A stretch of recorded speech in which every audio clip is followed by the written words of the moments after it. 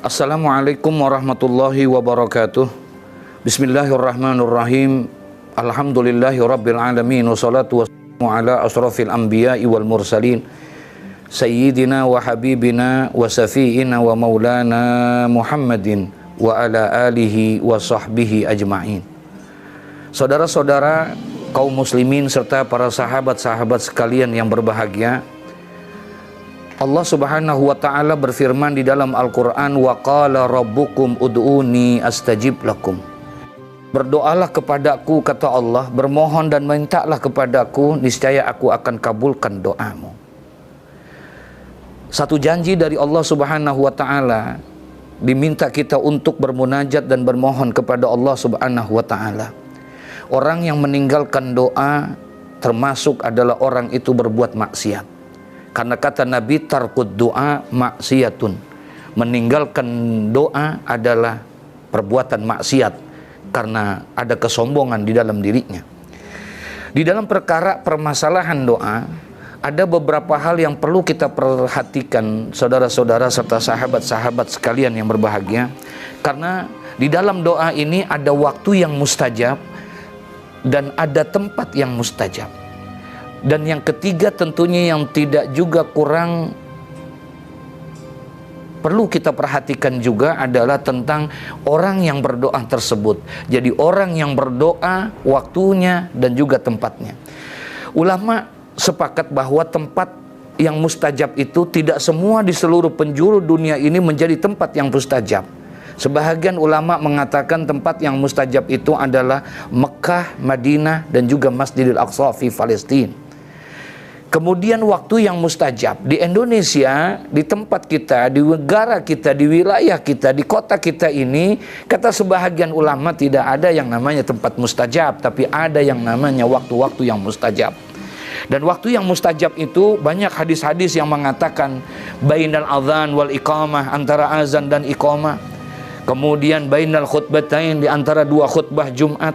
Bahkan juga ada di antara pada saat turunnya hujan, pada saat lagi datangnya itu waktu malam dan lain sebagainya. Ini waktu-waktu yang mustajab yang perlu kita manfaatkan untuk kita bermunajat kepada Allah agar kita bisa dikabulkan oleh Allah Subhanahu wa ta'ala. Tapi juga yang perlu kita perhatikan dan kita kita harus perhatikan dengan sebaik-baiknya, bukan hanya sekedar waktunya, bukan hanya sekedar tempatnya, tapi juga adalah orang yang berdoa itu. Adab di dalam berdoa tentunya juga kita harus perhatikan dengan sebaik-baiknya, saudara. Saudara-saudara kaum muslimin serta sahabat-sahabatku yang berbahagia, di dalam perkara ibadah bukan hanya sekedar kita bicara mencara syarat sah daripada ibadah tersebut, tapi juga ada adab, ada etika di dalam kita beribadah, ada di dalam kita beribadah. Maaf saudara, sholat saja misalnya, kalau hanya sekedar kita beribadah berpatokan kepada syarat sah sholat saja cukup, saudara. Yang sekedar salah satu di antara contoh misalnya syarat sah sholat itu adalah menutupi aurat, ya, boleh kita sah sholat kita kalau seandainya kita sembahyang hanya sekedar pakai celana pangsi misalnya dengan kaos, selesai. Karena sudah menutupi aurat, kalau bicara sah itu adalah sah.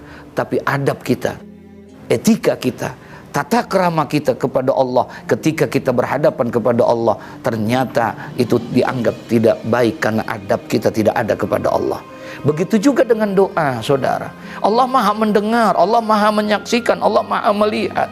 Kita mau berdoa bagaimanapun saja Allah dengar, Allah lihat.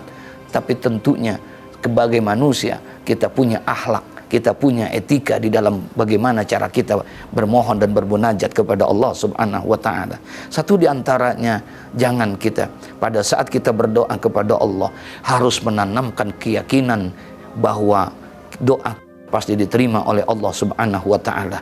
Jangan sampai ada keraguan dalam diri kita, sebab Allah sendiri yang mengatakan ana inda zoni abdibi, aku ini tergantung daripada bagaimana hambaku, bagaimana prasangka hambaku. Ketika hambaku ragu dengan aku, maka aku tidak akan kabulkan daripada doa dan permohonannya. Saudara, yang kedua perlu juga kita perhatikan, di mana satu riwayat hadis pernah menceritakan ketika ada seorang anak muda sedang berdoa, maka iblis pernah berbicara kepada bala tentaranya, jangan engkau ganggu dia yang sedang berdoa itu. Pada saat dia berdoa, melaksanakan itu, jangan kau ganggu sekhusyuk-khusyuknya dia. Kenapa tidak diganggu? Percuma kita mengganggu dia. Walaupun dia menangis, walaupun dia khusyuk dalam doanya, tapi tidak diterima oleh Allah. Mereka bertanya, kenapa dia tidak diterima doanya? Karena makanan yang dia makan adalah makanan yang haram. Minuman yang dia minum adalah minuman yang haram. Pakaian yang dia pakai adalah pakaian yang haram.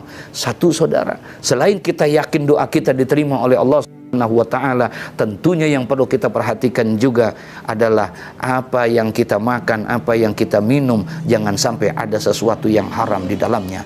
Innallaha thayyibun, Allah adalah baik, bersih, suci, dan Allah juga akan menerima yang suci. Demikian saudara-saudara sekalian yang berbahagia, mari kita bermohon, berdoa dan bermunajat kepada Allah dengan keyakinan bahwa doa akan dikabulkan oleh Allah Subhanahu wa ta'ala. Dan tentunya juga kita menjaga diri kita dari perkara-perkara yang diharamkan oleh Allah Subhanahu wa ta'ala. Allah janji, ud'uni astajib lakum, doalah kamu kepadaku, niscaya aku akan kabulkan doa itu, selama doa itu bukan untuk kejahatan, selama doa itu bukan untuk satu perbuatan memutuskan tali silaturahim dan lain sebagainya, maka selama itu pula doa itu akan dikabulkan oleh Allah Subhanahu wa ta'ala. Kita berdoa, mudah-mudahan negeri kita selalu diberikan keselamatan oleh Allah, diangkat wabah dan virus ini oleh Allah Subhanahu wa ta'ala, sehingga kita bisa melaksanakan ibadah kepada Allah dengan sebaik-baiknya, wabil khusus ibadah di bulan Ramadan. Demikian, assalamualaikum warahmatullahi wabarakatuh.